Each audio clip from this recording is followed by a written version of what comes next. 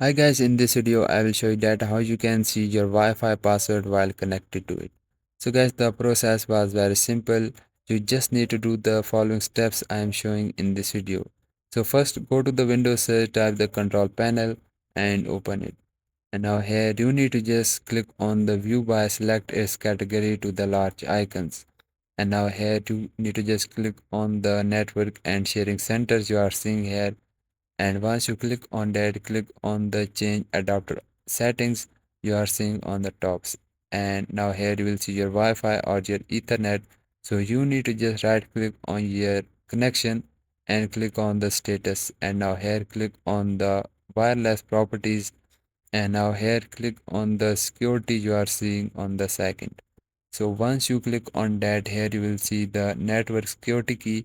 So you need to just click on that, and if you don't find here, so you can just simply click on the cancel, click on the virus properties again, go to the security again, and here simply click on the show characters, and now your security key will show or your password will show. And guys, this is how you can see your password in Windows while connected to it. And guys, if this video is helpful for you, so please like it and also do subscribe, and I will see you guys in the next video. Bye bye.